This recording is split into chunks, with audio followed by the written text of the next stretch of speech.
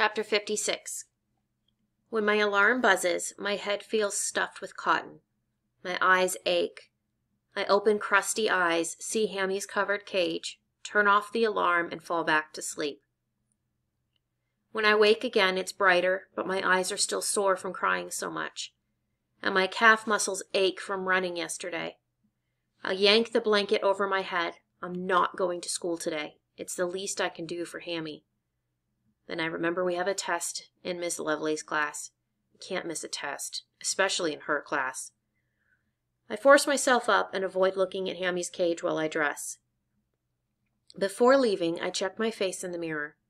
My eyelids are pink and puffy. I hope they're a normal color by the time I get to school. Dad intercepts me at the front door and gives me a fierce hug. Love you, David. I don't say anything, but Dad's hug and his words make me feel sad and strong at the same time. I walk to school, trying unsuccessfully not to think about how Hammy felt on my palm yesterday. In the courtyard, I see the heavy kid from the TV studio. He's wearing a t-shirt that says, "Fat kids are harder to kidnap." "Hey," he says. "Hey," I say back.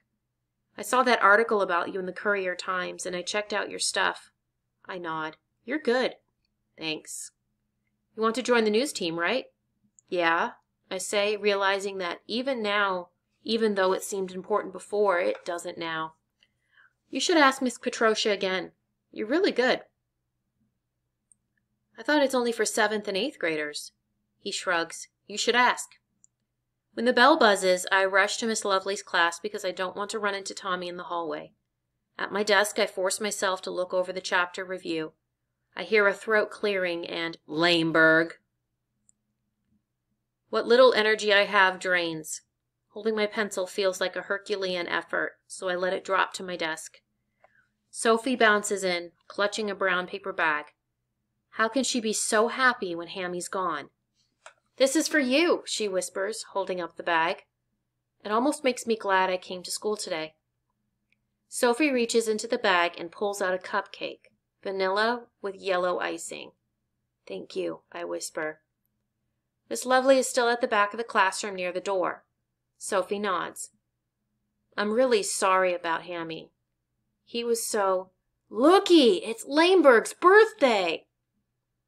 I whirl around. Tommy waves. "Happy birthday, Lameberg!" "It's not my birthday. My Quiet in the front," Miss Lovely croaks. I'm glad she said that because I almost told Tommy about Hammy, and he doesn't deserve to know. Miss Lovely walks to the front of the room. "No food in my classroom, Mr. Greenberg." Sophie snatches a cupcake off my desk and shoves it back into the bag. Miss Lovely smiles at her. "Happy birthday, Lameberg," Tommy calls again. "It's not my birthday," I mutter through gritted teeth. "Yeah, happy birthday," another guy says. "Happy birthday," a girl says. Miss Lovely levels the class with a stare. "You may celebrate Mr. Greenberg's birthday another time. Right now we have a test." "It's not my birthday." "Everything off your desks except your pencils." The moment Miss Lovely turns to grab the tests, I feel something bonk me on the back of the head. I whirl around and glare at Tommy. "Read it," he mouths, pointing to the wad of paper on the floor. I take a deep breath and don't move. "Read it," he says again, his voice menacing. I try to resist, but snatch it. Turn front and read. "Happy barfday, Lameberg. We'll celebrate later." As I shove the note into my backpack, my hand shakes. I can barely scrawl my name on the test that has landed on my desk because now I realize exactly how Tommy Murphy plans to get me. It's not my birthday.